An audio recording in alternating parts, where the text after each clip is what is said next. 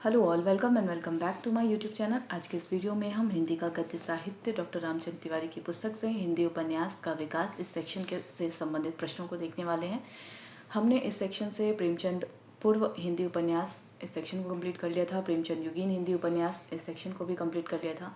प्रेमचंदोत्तर हिंदी उपन्यास हम इस सेक्शन को कर रहे थे और इस सेक्शन से भी हमने सामाजिक और मानवतावादी उपन्यास, स्वच्छंदतावादी उपन्यास, प्रकृतवादी उपन्यास और व्यक्तिवादी उपन्यास, इन 4 वर्गीकरण को हमने देख लिया था।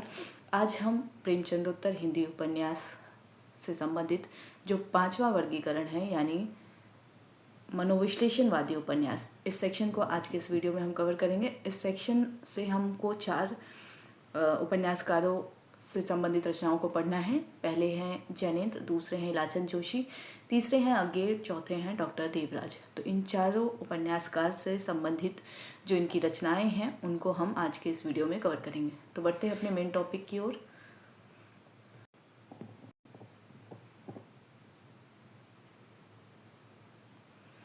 तो आज का हमारा टॉपिक है मनोविश्लेषणवादी उपन्यास, जिसके अंतर्गत हमें जैनेन्द्र, इलाचंद जोशी, अज्ञे और देवराज, डॉक्टर देवराज को पढ़ना है।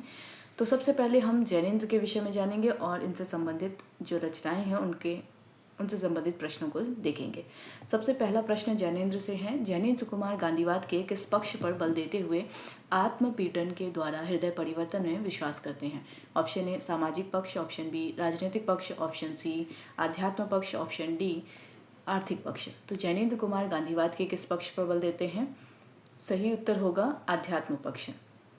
जैनेन्द्र कुमार गांधीवाद के अध्यात्म पक्ष पर बल देते हुए आत्मपीड़न के द्वारा हृदय परिवर्तन में विश्वास करते हैं। जैनेन्द्र कुमार से संबंधित जो उनकी रचनाएं हैं उनको हम देख लेते हैं। सबसे पहले जो उनकी रचना है वह है परख का प्रकाशन वर्ष 1929, सुनीता 1935, त्यागपत्र 1937, कल्याणी 1939, सुगदा 1952, विवर्त 1953 और व्यतीत 1953, जयवर्धन 1956, मुक्तिबोध 1965, अनंतर 1968, अनाम स्वामी 1974, दशार्क 1985। अगला प्रश्न है जैनेन्द्र के अनुसार मानव में 2 मूल प्रवृत्तियां कौन सी हैं? ऑप्शन ए काम और भूख, ऑप्शन बी भय और करुणा, ऑप्शन सी स्पर्धा और समर्पण, ऑप्शन डी संघर्ष और विद्रोह। जैनेन्द्र के अनुसार मानव में 2 मूल प्रवृत्तियां होती हैं, स्पर्धा और समर्पण। ये 2 मूल प्रवृत्तियां जैनेन्द्र के अनुसार मानव मन में होती हैं। संबंधित तथ्य देख लेते हैं। स्पर्धा जो है वह अहम का सृजन करती है। समर्पण वृत्ति स्व को पर के लिए उत्सर्ग कर देने में अपनी सार्थकता अनुभव करती है। तो स्पर्धा क्या है? अहम का सृजन करती है।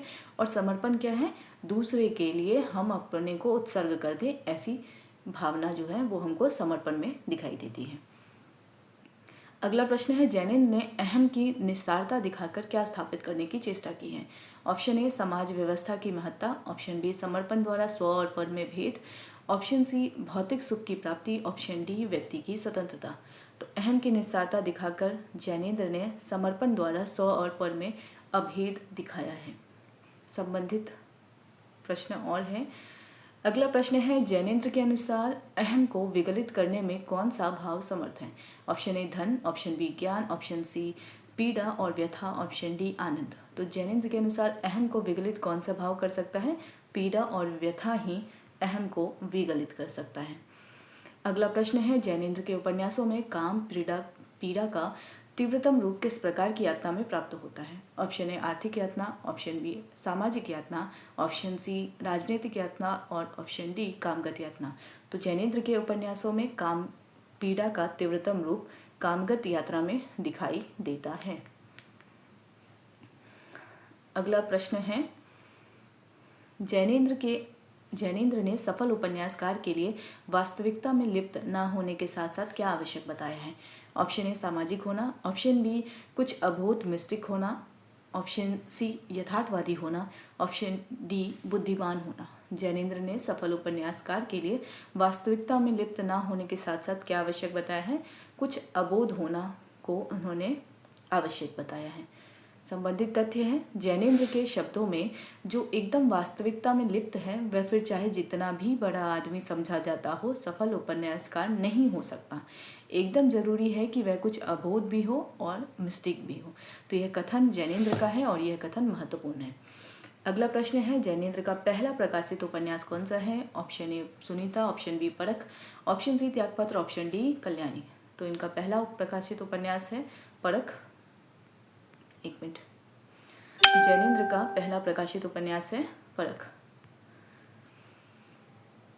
अगला है प्रश्न, जैनेन्द्र के अनुसार मानव काम अभुक्ति से खंडित होने पर किस प्रकार का दृष्टिकोण अपना लेता है? ऑप्शन ए रचनात्मक, ऑप्शन बी आदर्शवादी, ऑप्शन सी ध्वंसात्मक, ऑप्शन डी समाजवादी।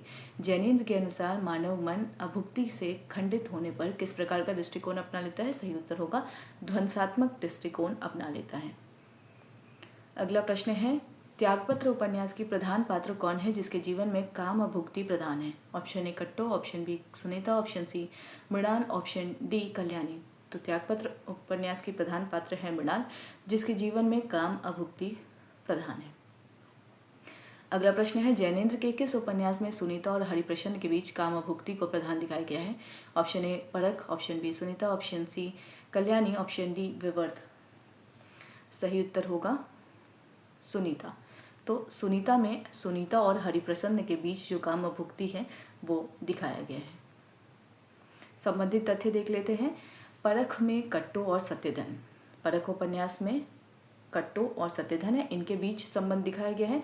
सुनीता उपन्यास में सुनीता और हरिप्रसन्न का, त्यागपत्र उपन्यास में मृणाल का, कल्याणी उपन्यास में कल्याणी का, सुखदा उपन्यास में सुखदा और लाल का, विवर्त उपन्यास में भूमन, मोहिनी और जितेन का, व्यतीत उपन्यास में जयंत और अनीता का, और जयवर्धन उपन्यास में जय और लीला के बीच काम अभुक्ति ही प्रधान है। तो इन सभी उपन्यासों में सभी पात्र एक न एक ऐसे पात्र जरूर आपको दिखाई देंगे जो काम अभुक्ति की प्रधानता से ग्रसित हैं।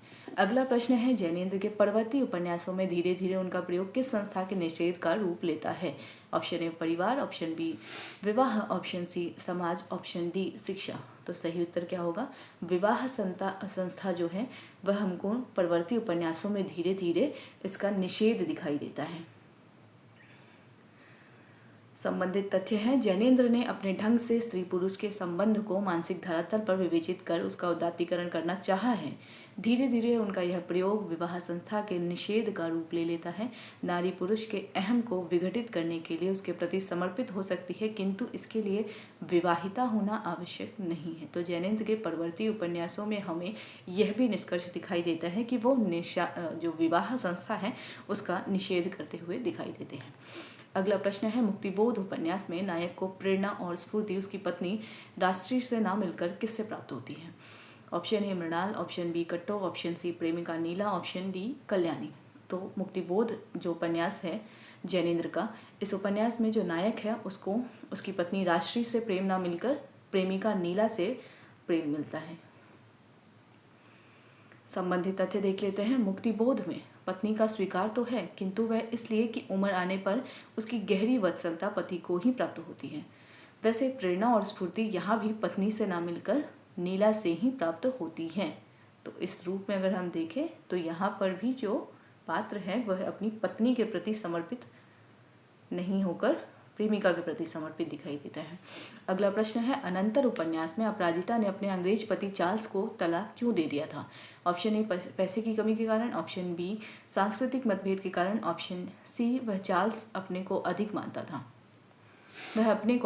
था, ऑप्शन डी राजनीतिक कारणों से। तो अनंतर उपन्यास में सही उत्तर क्या होगा कि जो चार्ल्स है वह अपने को अधिक मानता था, इस कारण उसकी पत्नी उसको तलाक दे देती है।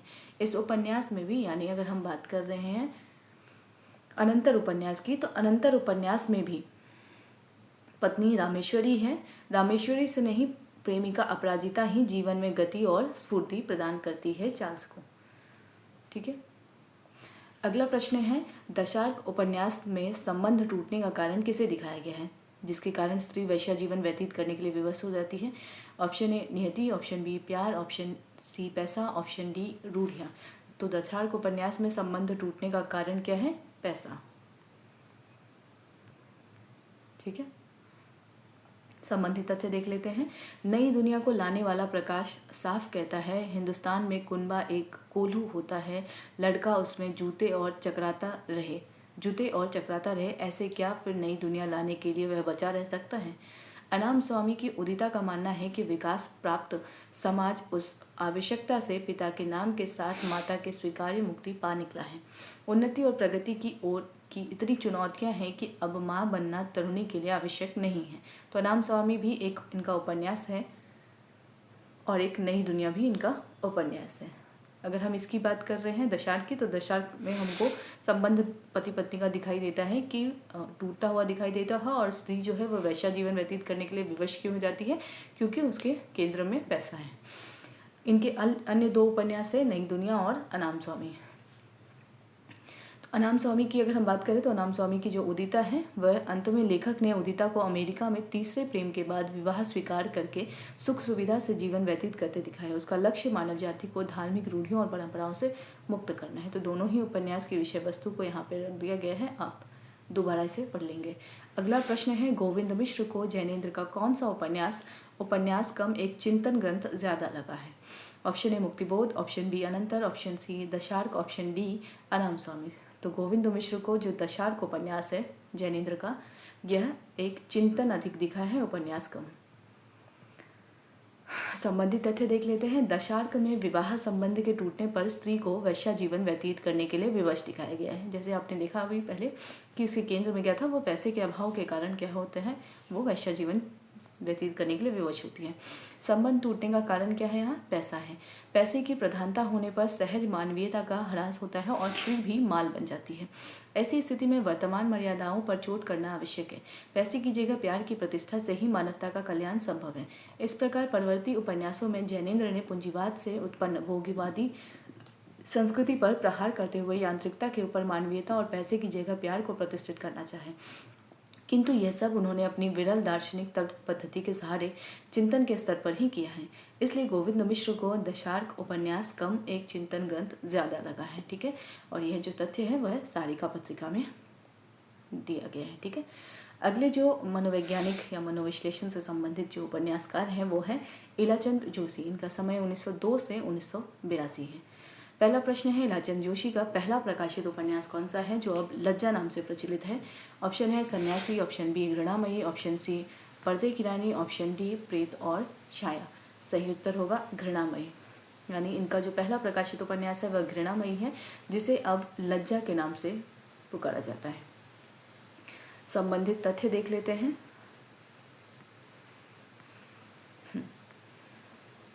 सबसे पहला इनका उपन्यास है लज्जा, जिसे घृणामयी कहा गया, और इसका प्रकाशन वर्ष 1929 है। सन्यासी 1940 है, पर्दे की रानी 1942 है, प्रेत और छाया 1944 है, निर्वासित 1946 है, मुक्तिपथ 1948 है, सुबह के भूले 1951 है, जिप्सी 1952 है, जहाज का पंछी 1954 है, ऋतुचक्र 1969 है और भूत का भविष्य 1973 है, कवि की प्रेसी 1976 है। अगला प्रश्न है इलाचंद जोशी ने अपनी कला का साधन किसे बनाया है। ऑप्शन ए यथार्थवाद, ऑप्शन बी मनोविश्लेषण, ऑप्शन सी मार्क्सवाद, ऑप्शन डी रोमांटिसिज्म को। तो अपनी कला का साधन बनाया है उन्होंने मनोविश्लेषण को। अगला प्रश्न है इलाचंद जोशी किन दो विचारधाराओं के समन्वय में विश्वास करते हैं। ऑप्शन ए गांधी और मार्क्स, ऑप्शन बी फ्राइड और मार्क्स, ऑप्शन सी फ्राइड और जैनेन्द्र, ऑप्शन डी फ्राइड और अगेन। तो इलाचंद जोशी फ्राइड और मार्क्स के विचारधाराओं का समन्वय करते हुए दिखाई देते हैं। अगला प्रश्न है इलाचंद जोशी के किस उपन्यास को विशेष ख्याति नहीं मिली है। ऑप्शन ए सन्यासी, ऑप्शन बी पर्दे की रानी, ऑप्शन सी प्रेत और छाया, ऑप्शन डी सुबह के भूले। सही उत्तर होगा सुबह के भूले को विशेष ख्याति नहीं मिली है। अगला प्रश्न है सन्यासी उपन्यास किस शैली में लिखा गया है। ऑप्शन ए डायरी शैली, ऑप्शन बी पत्रात्मक शैली, ऑप्शन सी आत्मकथात्मक शैली, ऑप्शन डी रिपोर्टाज शैली। सही उत्तर होगा आत्मकथात्मक शैली में लिखा गया यह उपन्यास है। इसका जो नायक है सन्यासी का नायक नंद किशोर के अहम भाव का विश्लेषण किया गया, यानी इस उपन्यास में सन्यासी उपन्यास में नायक नंद किशोर के अहम भाव का मनोविश्लेषण किया गया है। अगला प्रश्न है सन्यासी उपन्यास के नायक नंद किशोर अंत में क्या बनकर देश सेवा में लग जाते हैं। ऑप्शन ए राजनेता, ऑप्शन बी सन्यासी, ऑप्शन सी कवि, ऑप्शन डी पत्रकार। तो वह सन्यासी बनकर देश सेवा में लग जाता है। कौन? नायक नंद किशोर। अगला प्रश्न है पर्दे की रानी उपन्यास की नायिका की माँ द्वारा त्याग दिए जाने पर उस पर क्या मनोभाव उत्पन्न होता है। ऑप्शन ए उत्साह, ऑप्शन बी करुणा, ऑप्शन सी घृणा और प्रतिहंसा, ऑप्शन डी समर्पण। सही उत्तर क्या होगा? पर्दे की रानी उपन्यास की नायिका माँ द्वारा त्याग दिए न जाने पर उसमें घृणा और प्रतिहिंसा उत्पन्न होता है। संबंधित तथ्य देख लेते हैं। पर्दे की रानी उपन्यास में नायिका निरंजना खूनी पिता और वैश्या माता की पुत्री है। यह जानकारी उसमें हीनता ग्रंथि उत्पन्न करती है और वह समाज के प्रति घृणा और प्रतिहिंसा का भाव रखने लगती है। अगला उपन्यास है प्रेत और छाया। प्रेत और छाया उपन्यास में नायक पारसनाथ को किसकी जानकारी होने पर उसमें हीनता की भावना उत्पन्न होती है? ऑप्शन ए अपनी गरीबी की, ऑप्शन बी अपने पिता के अपराध की, ऑप्शन सी अपने माँ के वेश्या होने की, ऑप्शन डी अपनी रोगग्रस्तता की। तो प्रेत और छाया उपन्यास में भी नायक पारसनाथ को अपने माँ के वेश्या होने की जानकारी जैसे ही मिलती है उसमें हीनता ग्रंथि बढ़ जाती है। संबंधित तथ्य है प्रेत और छाया में नायक पारसनाथ को पता चलता है कि उसकी माँ वैश्या थी। उसमें हीनता की भावना उत्पन्न होती है और वह समस्त नारी जाति को घृणा करने लगता है। अगला उपन्यास है निर्वासित। इससे संबंधित प्रश्न है निर्वासित उपन्यास का नायक कौन है जो एक निराश प्रेमी का अंत पाता है? ऑप्शन है Nandkishore, option B Parasnath, option C Rajiv, option D Mahip. सही उत्तर क्या होगा? महीप इसका नायक है और निराश प्रेमी के रूप में उसका अंत होता है। निर्वासित उपन्यास में महीप एक भावुक कवि है। वह नीलिमा को प्रेम करता है किंतु उसका व्यक्तित्व आकर्षक नहीं है। महीप अन्य क्षेत्रों में अपनी महत्ता स्थापित करके नीलिमा को प्रभावित करना चाहता है। वह क्रांतिकारी बन जाता है। उसका अंत एक निराश प्रेमी का अंत बन जाता है। अस्पताल में रोगग्रस्त होकर मर जाता है। अगला प्रश्न है इलाचंद जोशी के किस उपन्यास में उनकी उपन्यास कला में एक उल्लेखनीय अंतर लक्षित होता है जहां वे मनोविश्लेषण को साधन रूप में इस्तेमाल करते हैं? ऑप्शन ए निर्वासित, ऑप्शन बी पर्दे की रानी, option C Muktipath, option D सुबह के भूले। तो मुक्तिपथ में वो मनोविश्लेषण को एक साधन के रूप में इस्तेमाल करते हैं। अगला प्रश्न है मुक्तिपथ उपन्यास में कथानायक राजीव समाज के कटाक्षों को सहन करता हुआ विधवा सुनंदा को लेकर कहाँ चला जाता है? Option A Himalaya, option B शरणार्थी बस्ती, ऑप्शन सी विदेश, ऑप्शन डी गांव। तो कहाँ चला जाता है? शरणार्थी बस्ती में जो नायक है मुक्तिपथ का राजीव वह सुनंदा को लेकर चला जाता है। संबंधित तथ्य देख लेते हैं। मुक्तिपथ में जोशी की उपन्यास कला में एक उल्लेखनीय अंतर लक्षित होता है। वे मनोविश्लेषण को साध्य न बनाकर साधन रूप में इस्तेमाल करते हैं, सामाजिक प्रश्नों को महत्व देते हैं और वैयक्तिक जीवन के एकांत विश्लेषण से थोड़ा हट जाते हैं। इसमें कथानायक राजीव विधवा सुनंदा से प्रेम करता है। समाज के कटाक्षों को सहन करता हुआ वह उसे लेकर शरणार्थी बस्ती में चला जाता है। यहाँ अनेक सामाजिक कार्यों में व्यस्त रहने के कारण वह सुनंदा की नारी सुलभ सुकुमार भावनाओं को महत्व नहीं दे पाता। निराश होकर सुनंदा वहाँ से चली जाती है। अगला प्रश्न है जिप्सी उपन्यास का दूसरा नाम क्या है? ऑप्शन ए मुक्तिपथ, ऑप्शन बी प्रेत का भविष्य, ऑप्शन सी त्याग का भोग, ऑप्शन डी जहाज का पंछी। तो जिप्सी उपन्यास का दूसरा नाम है त्याग का भोग। अगला प्रश्न है जिप्सी उपन्यास की नायिका मनिया की मां ने क्या अपराध किया था जिससे वह कुंठाग्रस्त है? ऑप्शन ए चोरी, ऑप्शन बी धोखा, ऑप्शन सी अपने पति की हत्या करके स्वयं को भी मार लिया था, ऑप्शन डी आत्महत्या। तो जिप्सी उपन्यास की नायिका मनिया की मां ने क्या अपराध किया था? अपने पति की हत्या करके स्वयं को भी मार लिया था। अगला प्रश्न है जिप्सी में मनिया अपनी कुंठाओं का उदात्तीकरण कैसे करती है? ऑप्शन ए विवाह करके, ऑप्शन बी अध्यापन द्वारा, ऑप्शन सी प्लास्टिक सर्जरी से आकृति ठीक कराकर नर्स के रूप में समाज सेवा करा के, और ऑप्शन डी राजनीति में जाकर। तो जिप्सी की जो मनिया है वह अपनी कुंठाओं का उदात्तीकरण किस रूप में करती है? प्लास्टिक सर्जरी से आकृति ठीक कराकर नर्स के रूप में समाज सेवा करके। संबंधित तथ्य देख लेते हैं। जिप्सी जिसे अब त्याग का भोग नाम से प्रकाशित किया गया है, इसकी नायिका मनिया नामक एक जिप्सी बालिका है। मनिया की मां ने अपने पति की हत्या करके स्वयं को भी मार लिया था। मनिया इस कुंठा से ग्रस्त है। उसके जीवन में रंजन आता है। रंजन उसकी कुंठा को दूर करना चाहता है। मनिया माँ बन जाती है और स्वभावतः उसका स्नेह नवजात शिशु के प्रति बढ़ जाता है। रंजन को ईर्ष्या होती है। वह वीरेंद्र की पत्नी शोभना की ओर आकृष्ट होता है। मनिया की मुखाकृति तेजाब गिरने से विकृत हो जाती है। बच्चे की मृत्यु हो जाती है। मनिया वीरेंद्र द्वारा संचालित एक जनवादी संस्था में काम करने लगती है। वह अमेरिका जाती है और प्लास्टिक सर्जरी से अपनी आकृति ठीक करा लेती है। अब वह नर्स के रूप में समाज सेवा में लग जाती है और इस प्रकार अपनी कुंठाओं का उदात्तीकरण कर लेती है। सुबह के भूले उपन्यास में गुलबिया नामक किसान की लड़की अंत में कहाँ लौट आती है?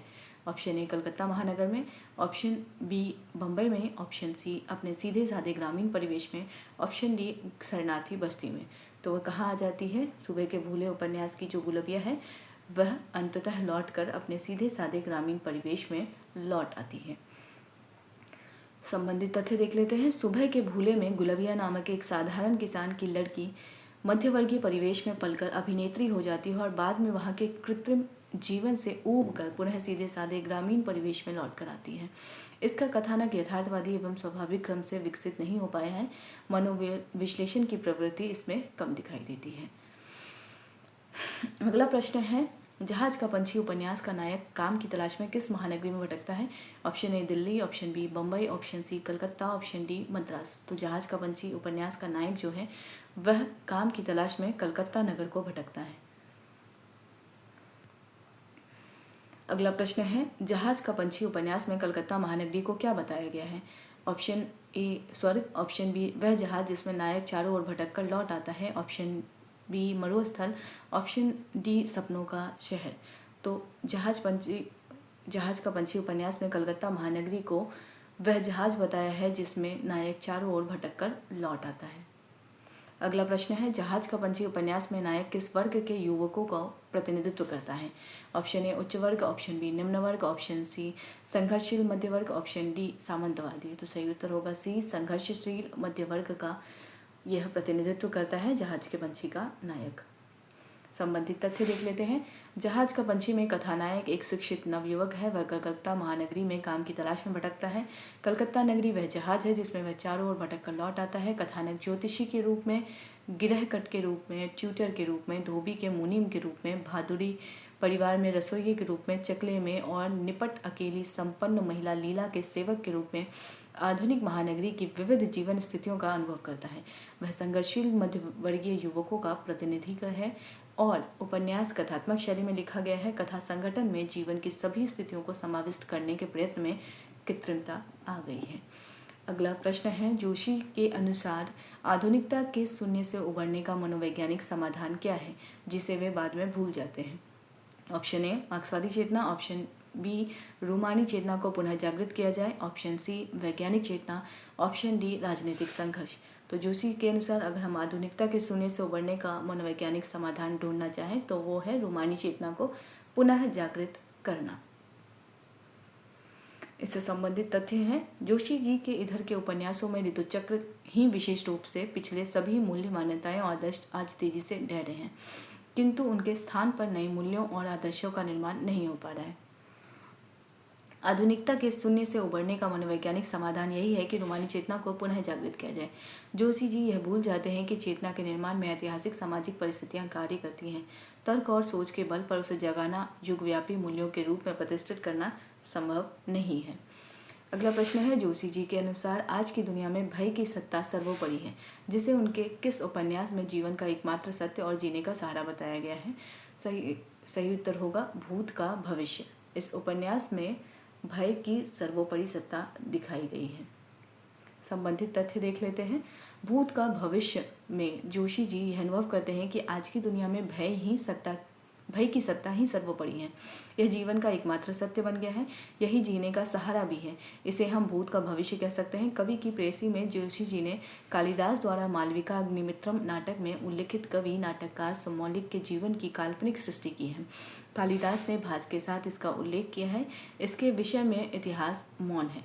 लगता है जोशी जी आज के यांत्रिक जीवन की निरस्ता दूर करने के लिए रसिक्त काल्पनिक सृष्टि को आधार बनाना चाहते हैं। जोशी जी हिंदी उपन्यासों में मनोविश्लेषण की प्रवृत्ति के प्रवर्तक और उन्नायक हैं। वे व्यक्ति मन के पर्दों में छिपे हुए रहस्यों का उद्घाटन करना आवश्यक मानते हैं। उनके उपन्यासों के सभी नायक दुर्बल और मनोग्रंथि पीड़ित हैं। जोशी जी आज इसे आज के मध्यवर्ग की अनिवार्य विशेषता मानते हैं। अपने परवर्ती उपन्यासों में उन्होंने सामाजिक सत्य को भी चित्रित करने की चेष्टा की है।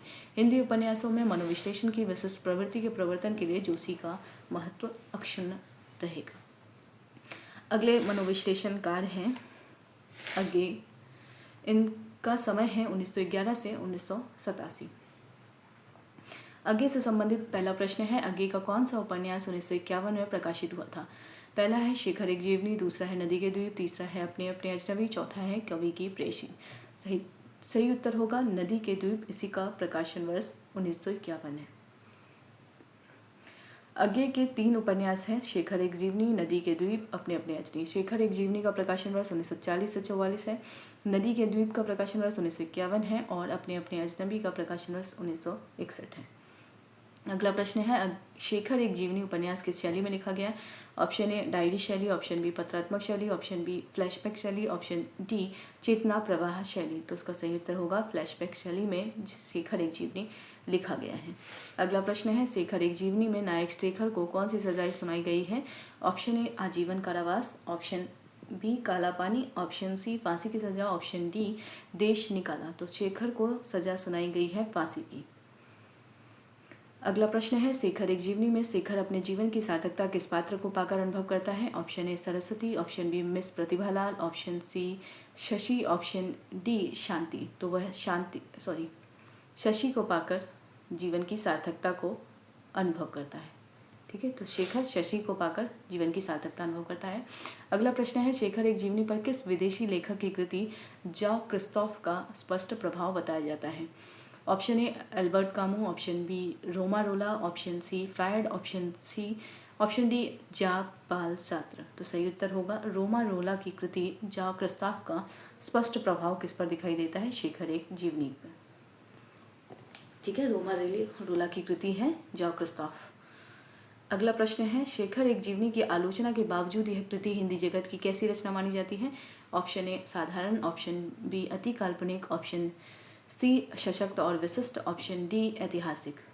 इतनी आलोचना के बावजूद हिंदी जगत की यह रचना सशक्त और विशिष्ट है। संबंधित तथ्य देख लेते हैं। शेखर एक जीवनी एक सशक्त और प्रौढ़ रचना है।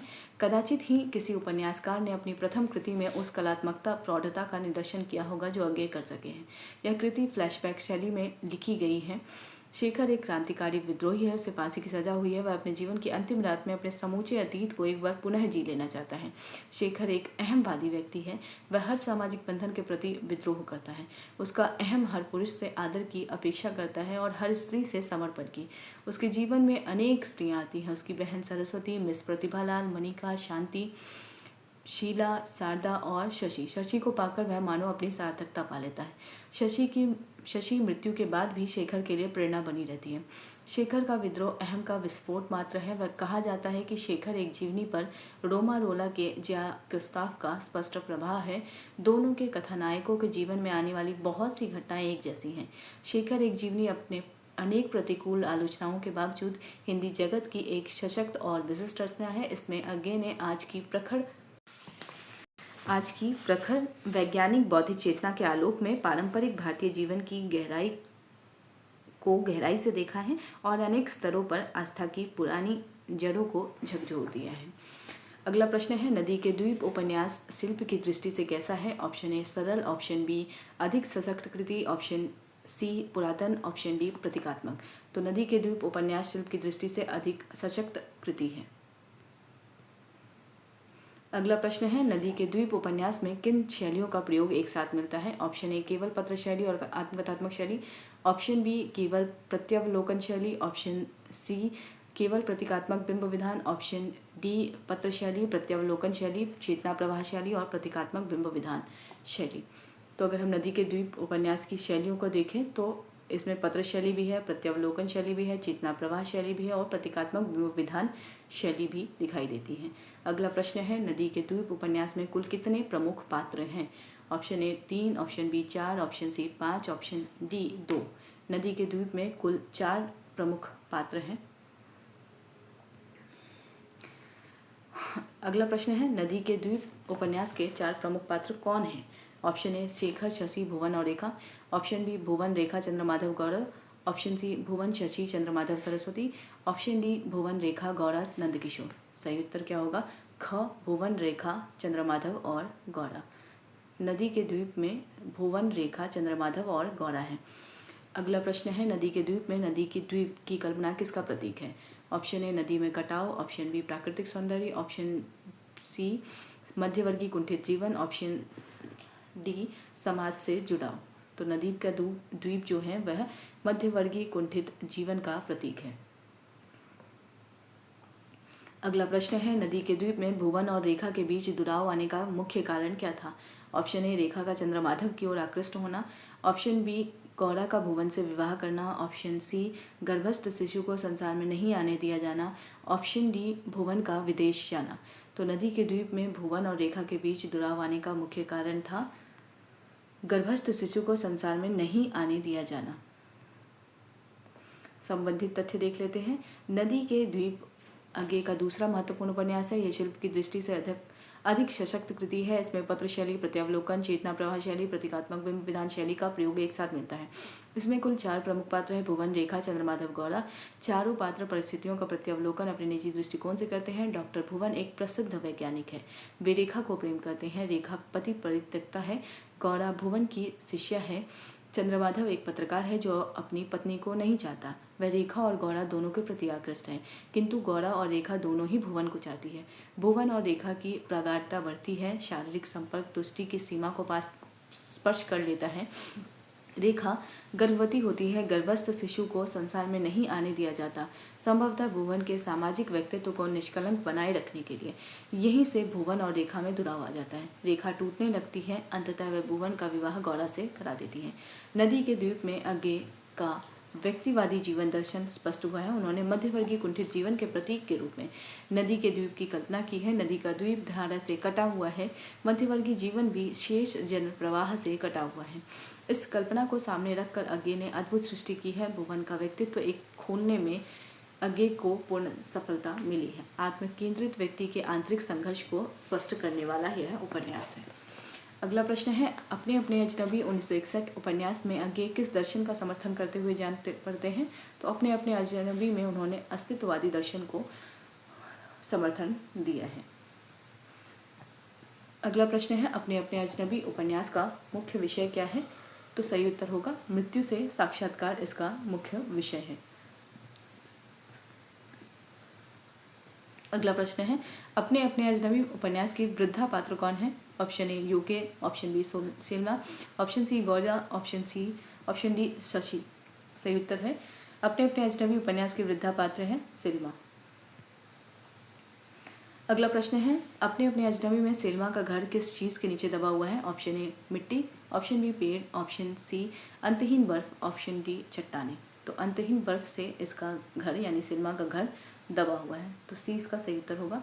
अगला प्रश्न है, अपने अपने अजनबी में यूके किसका प्रेमी है? सही उत्तर होगा यूके पाल का प्रेमी है।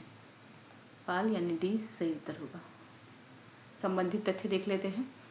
अपने अपने अजनबी अज्ञे का तीसरा उपन्यास है। इसमें अज्ञे अस्तित्ववादी दर्शन का समर्थन करते हुए जान पड़ते हैं। यह इस उपन्यास का विषय ही मृत्यु से साक्षात्कार है। मृत्यु को निकट पाकर प्रियजन भी अजनबी हो जाते हैं और अजनबी पहचाने हुए अपने हो जाते हैं।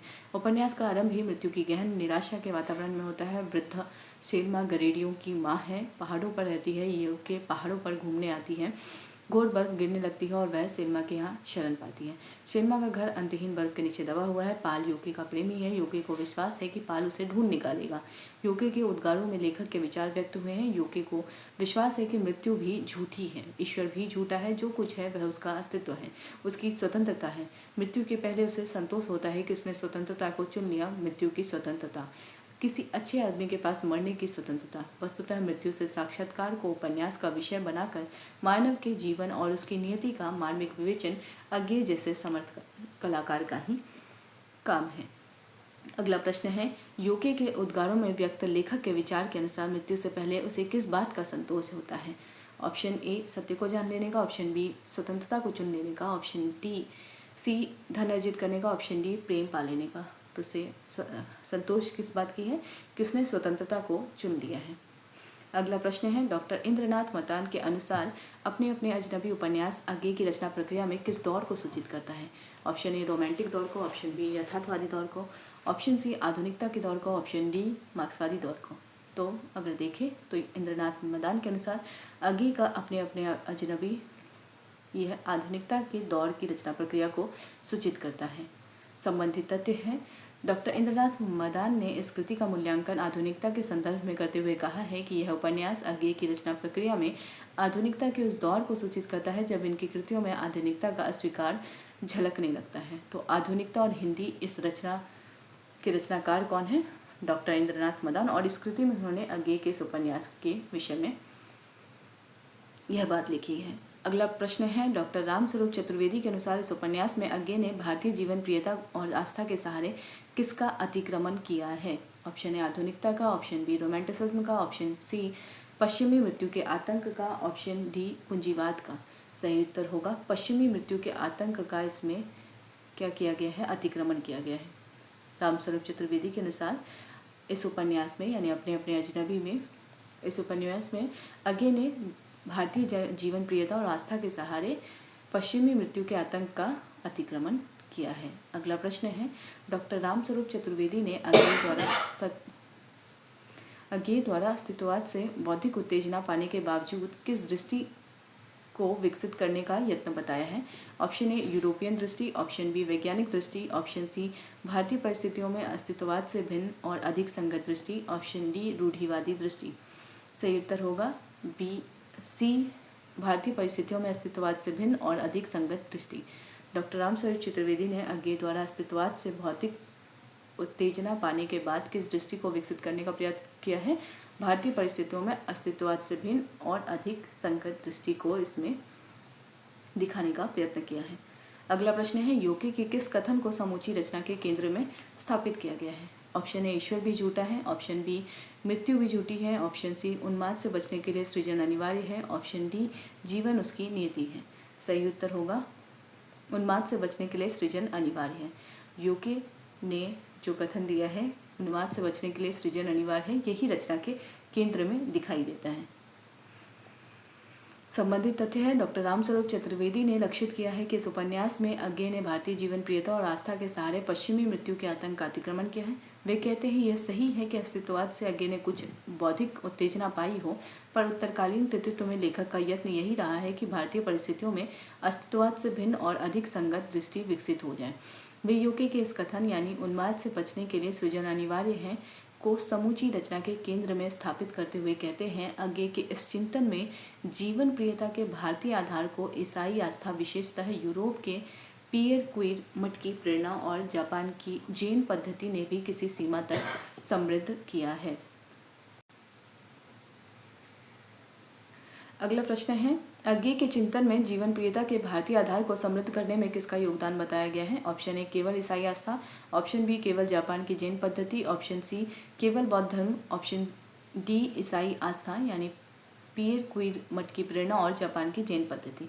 तो अज्ञेय के चिंतन में जीवन प्रियता के भारतीय आधार को समृद्ध करने में इन दो मत का भी विशेष योगदान रहा है, यानी ईसाई आस्था और जापान की जैन पद्धति का। अगला प्रश्न है, अपने अपने अजनबी के संदर्भ में किस कारण यह कहा गया है कि इसमें दार्शनिक उपपत्ति प्रधान और औपन्यासिकता गौण है? ऑप्शन ए शिल्प की कमजोरी के कारण, ऑप्शन बी पात्रों की दुर्बलता के कारण, ऑप्शन सी चिंतन के स्तर पर इतने सारे परिप्रश्नों के उठने का अर्थ, ऑप्शन डी तथा वस्तु का अभाव। यानी अज्ञेय की अगर हम बात करें, इसके चिंतन के स्तर पर इतने सारे प्रश्नों और परिप्रश्नों के उठने का अर्थ, इस कारण ही इसमें दार्शनिक उपपत्ति प्रधान और औपन्यासिकता गौण हो गई हैं। अगले और आखिरी रचनाकार हैं मनोविश्लेषणवादी उपन्यासकारों से संबंधित, वो हैं डॉक्टर देवराज। इनका समय 1917 से 1999 है। संबंधित प्रश्न देख लेते हैं। पहला प्रश्न है, डॉक्टर देवराज को मनोविश्लेषणवादी उपन्यासकारों में कौन सा नाम माना जाता है? सही उत्तर होगा ये चौथे मनोविश्लेषणवादी उपन्यासकार है। अगला प्रश्न है, डॉक्टर देवराज का पहला प्रकाशित उपन्यास कौन सा है? ऑप्शन ए बाहर भीतर, ऑप्शन बी रोडे और पत्थर, ऑप्शन सी अजय की डायरी, ऑप्शन डी पथ की खोज। तो पहला प्रकाशित उपन्यास है उनका पथ की खोज। डॉक्टर देवराज से संबंधित जो रचनाएं हैं उनको हम देख लेते हैं।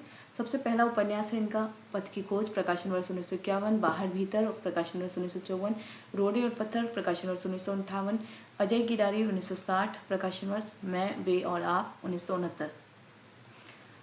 अगले रचनाकार हैं पथ की खोज उपन्यास में किस प्रकार की समस्याओं का मनोवैज्ञानिक विश्लेषण किया गया है? ऑप्शन ए ग्रामीण जीवन की समस्याएं, ऑप्शन बी राजनीतिक विद्रोह, ऑप्शन सी आधुनिक मध्यवर्गीय समाज के शिक्षित सदस्यों के जीवन में आने वाली समस्याएं, ऑप्शन डी ऐतिहासिक पात्रों का चरित्र।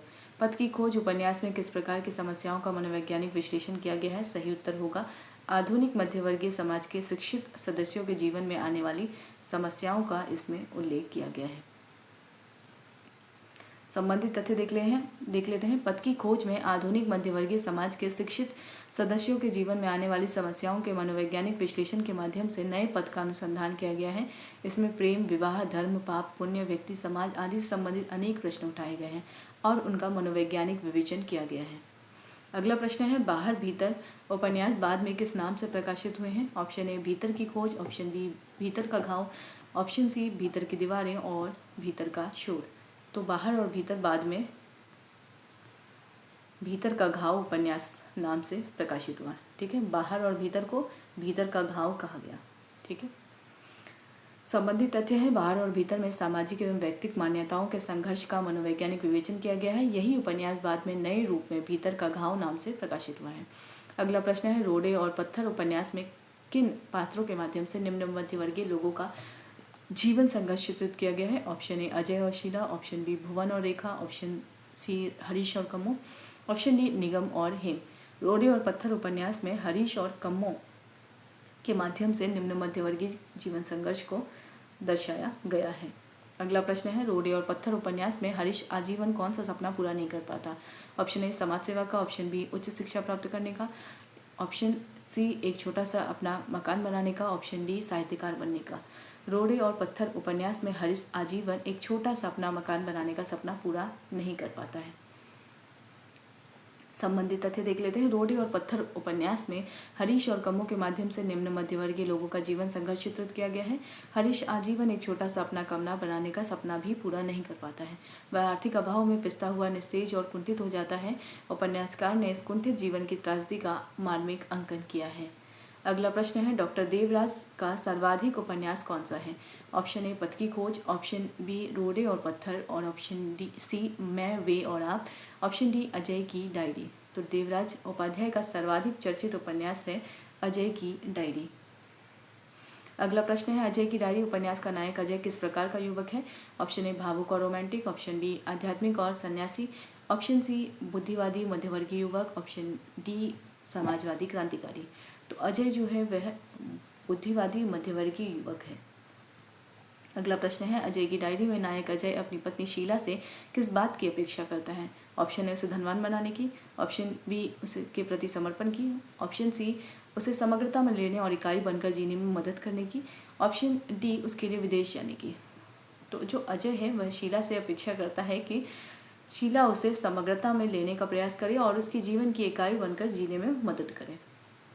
अगला प्रश्न है, अजय की डायरी में अजय अमेरिका क्यों जाता है? ऑप्शन ए व्यापार के लिए, ऑप्शन बी प्रेमिका खोजने के लिए, ऑप्शन सी सरकार से वृत्ति मिलने के कारण, ऑप्शन डी पत्नी से बचने के लिए।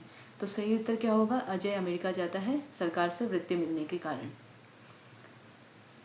संबंधित तथ्य देख लेते हैं। अजय की डायरी डॉक्टर देवराज का सर्वाधिक उपन्यास चर्चित उपन्यास है। अजय एक बुद्धिवादी मध्यवर्गीय युवक है। शीला उसकी पत्नी है। वह चाहता है शीला उसे एकांगी खंडित रूप को ना देखे, उसे समग्रता में ले। मेरे संशय और संदेह को, मेरे बोध और संकल्प की जटिलताओं को छूते टटोलते हुए मुझे सुलझाने, समाहित होने में, इकाई बनकर जीने में व बढ़ने में मदद दे।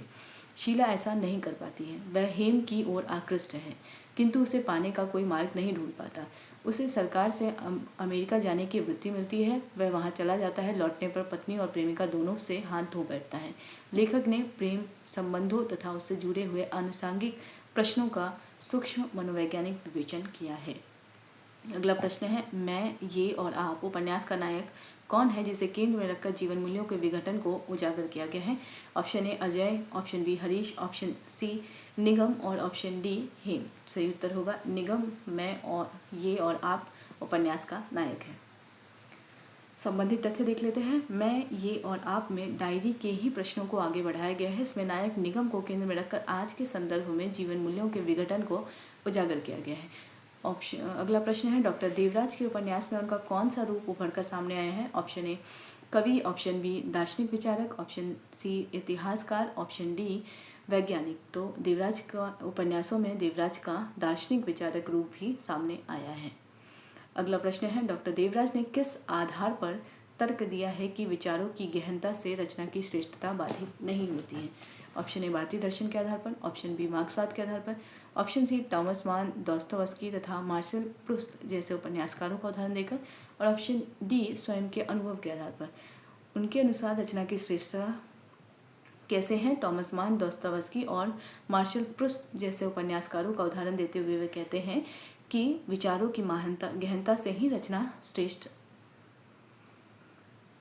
बनती है, नहीं की श्रेष्ठता बाधित नहीं होती है। ठीक है, रचना श्रेष्ठ होती है।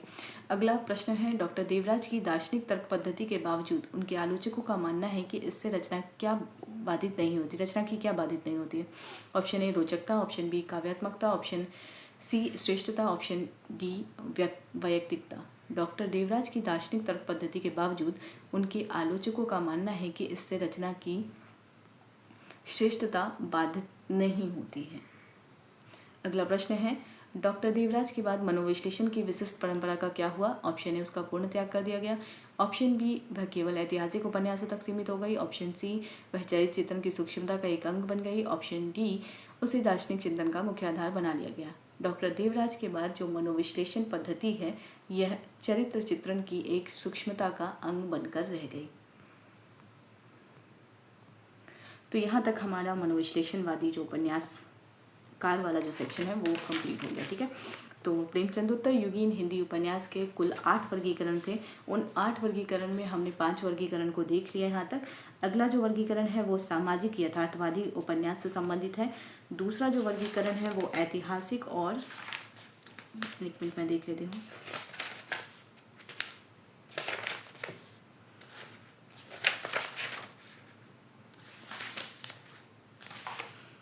दूसरा ऐतिहासिक से है और तीसरा जो है वो हमारा है आंचलिक उपन्यास। ठीक है, तो ये 3 वीडियोस और इससे संबंधित आएंगे वर्गीकरण से। उसके बाद प्रेमचंदोत्तर युग की जो आधुनिक बोध को लेकर जितने भी रचनाकार हैं, जो भी समकालीन रचनाकार हैं जिन्होंने आधुनिक बोध के स्तर पर रचनाएं उपन्यास का सृजन किया है, उन सभी रचनाकारों को हम अलग अलग सेक्शन में कंप्लीट करेंगे। ठीक है, तो उसमें जितने भी समकालीन उपन्यासकार हैं, चाहे वो महिला लेखिका हों या फिर लेखक हो, ठीक है, वो सभी इसके अंतर्गत आ जाएंगे। तो फिलहाल वीडियो को यहीं पे एंड करते हैं। वीडियो को एंड तक देखने के लिए थैंक यू सो मच।